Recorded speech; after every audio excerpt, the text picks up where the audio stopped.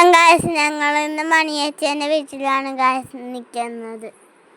നമുക്കിന്നിവിടെ എന്താണ് ഇവാനി പരിപാടി? നമുക്കിന്നിവിടെ ചെറുതായിട്ട് ഒരു എന്താ പറയുക, ഞങ്ങളിന്നൊരു ഫുഡിൻ്റെ ചെറിയൊരു പരിപാടിയിലാണ്.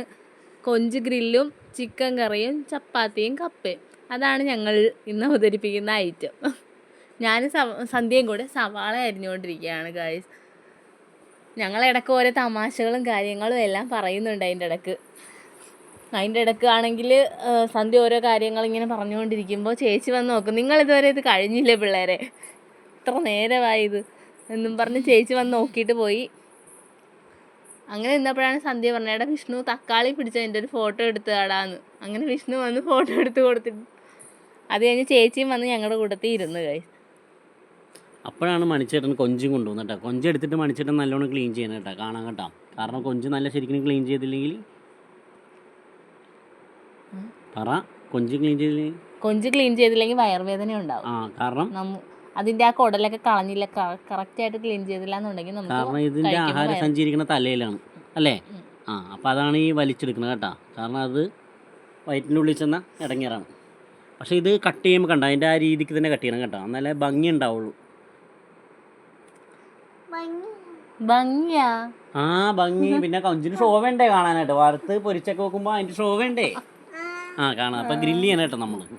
കാരണം അത് നല്ല ശരിക്കും ക്ലീൻ ചെയ്തെടുക്കണം കേട്ടോ. ക്ലീൻ ചെയ്ത് കഴുകി എല്ലാം സെറ്റാക്കി അടിപൊളിയായിട്ട് എടുക്കണം കേട്ടോ. എന്നിട്ട് ഓരോ പാത്രത്തിലേക്ക് മാറ്റി വെക്കണം. കൊഞ്ച് ക്ലീൻ ചെയ്യുമ്പോൾ ഞങ്ങൾ അടുക്കളയിൽ നല്ല തകൃതിയായ പണിയില്ല.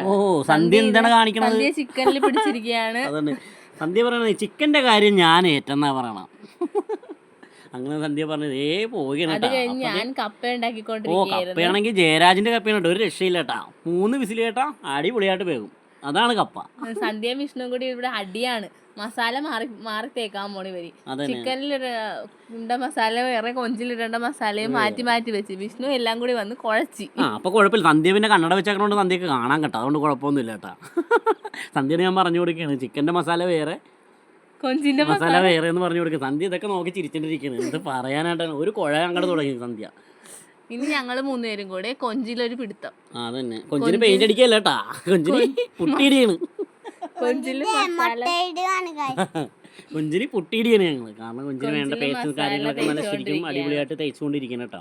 തേച്ച് സെറ്റാക്കി അടിപൊളിയായിട്ട് വെക്കണം. കാരണം അതിൻ്റെ ഉള്ളിലൊക്കെ ശരിക്കും കയറണം കേട്ടോ, എന്നാലും ഇത് മുരിഞ്ഞ് കഴിയുമ്പോഴേ നല്ല ടേസ്റ്റ് വരുള്ളൂ. ഞങ്ങൾ 3 പേരും കൂടി വർത്താനം പറഞ്ഞ് തേച്ചുകൊണ്ടിരിക്കുകയാണ്. തേച്ച് ഇപ്പൊ കഴിയുമെന്ന് പറഞ്ഞ് നിൽക്കുവാണ്. കൊഞ്ച് അത്യാവശ്യം കൂടുതലുണ്ടായിരുന്നു കേട്ടോ. ഓരോ കൊഞ്ചിനെ എടുത്ത് കുളിപ്പിക്കുന്ന പോലെ, സോപ്പൊക്കെ തേക്കുന്ന പോലെ നന്നായിട്ട് തേക്കാം. അപ്പൊ ബാലുവായി ഓടി വന്നേക്കണത് ഗ്രില്ലുമായിട്ട് വന്ന് ബാലുവായി അങ്ങോട്ട് വെച്ച്. മണിച്ചേട്ടൻ വന്നത് മറിച്ചിട്ട് അങ്ങോട്ടും ഇങ്ങോട്ടും മറിച്ചിട്ടാ മണിച്ചേട്ടൻ വന്നു. മറിച്ച് കഴിഞ്ഞ സാധനം ഞങ്ങൾ നോക്കി ഇടയ്ക്കിടയ്ക്ക് ഇങ്ങനെ പൊക്കി നോക്കണുണ്ട്. അരുണാണെങ്കിൽ ഇടയ്ക്ക് ഇങ്ങനെ വന്നിട്ട് ഇങ്ങനെ പൊക്കി നോക്കും, വെന്താ.